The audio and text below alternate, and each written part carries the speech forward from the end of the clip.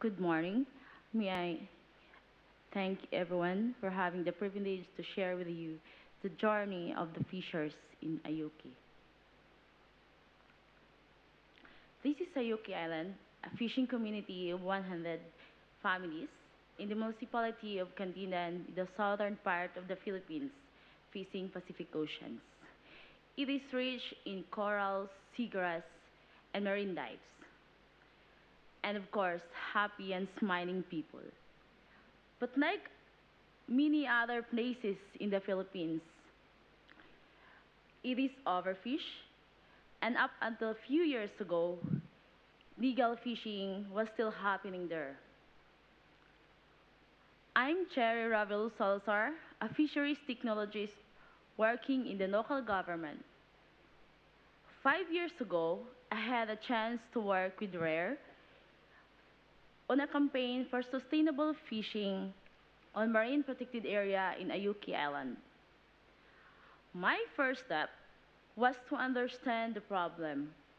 There was a marine sanctuary in the island, and there was a small fishers association managing it, but they were not able to enforce it very well. Fishers keep on intruding into the no-take zone, and dynamite and compressor fishing was going on. Many other fishers also as well used the banned fishing gear known Danny sign. I talked to the fishers and conducted surveys and found out that while they know these practices were illegal, they felt that they had no other choice because they need to feed their families and have money to bring them to their children to schools. So the task was to convince our fishers in the community that marine protected area was crucial to their fishing and therefore their livelihood and the future of their families. We ran a pride campaign with materials and events to change the behavior of the fishers in the community. Even we had a mascots highlighting the giant clam, which is unique in Cantilan because that's where the municipality got its name. Things changed as we implement, and we saw results in what the fishers and the community felt and thought. Knowledge increases on the benefits of having an MPA and their attitude towards participating and abiding the policy in marine protected area. In parallel to that, the biophysical result also has a positive, whereas fish biomass significantly increases. But how we sustain this kind of effort? The fishers who were guarding the marine protected area complained that they did all the works. But fishers coming from other villages come and harvest what they work for. And we realize that fishers need even a greater incentive to protect their own resources and their livelihood. So, we continue to work with RARE on a program called Fish Forever to implement the rights-based fisheries management in Cantilan. A Fish Forever is a global initiative by RARE, EDF, UCSB, and of course in partnership with the local government of Cantilan, supported by Bloomberg Philanthropies' Vibrant Oceans initiatives. We stepped up our campaign to register all the fishers and the fishing boats within our municipality. And we relaunched our social marketing efforts to get people engaged and be part behind the sustainable fishing endeavor.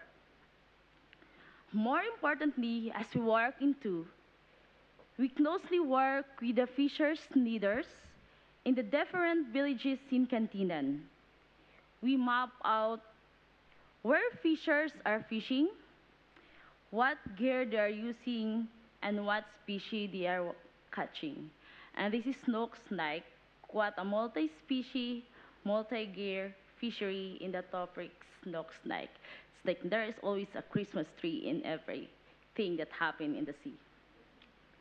Yeah, seeing these things, the fishers and the community began to understand that things cannot go on like before, and that they agreed to declare a managed access area around Ayuki Island, and they agreed to reduce their fishing gears from 17 to 12 and implement the fisheries management plan that they themselves will enforce and manage.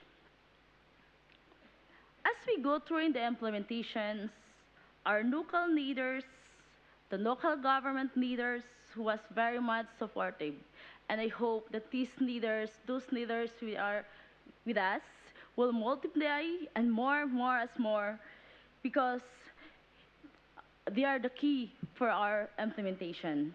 Thus, our municipal mayor come into the consultations, leading the events, and even our local legislative council take a look to study and understand what's really the issues in our fishing community. And by the end of the 3 months, so many people in Cantilan knew that the home range in our target species were. It took many meetings and consultations, but people get very more emotional. But at the end, they felt that they were part of the decision and build greater partnership in how things turn out. And thus, other villages are planning to have their turf and deserve too. Last August 2012, the local legislative council passed and approved an ordinance making turf reserve in Ayuki Island legal. And that in the ordinance, they're creating a management body that oversee the management and implementation. And I hope and I know that everyone will agree that it will take time for the fisheries to recover. But I think Cantilan fishers now feel that they are in charge of their future. Thank you and good morning.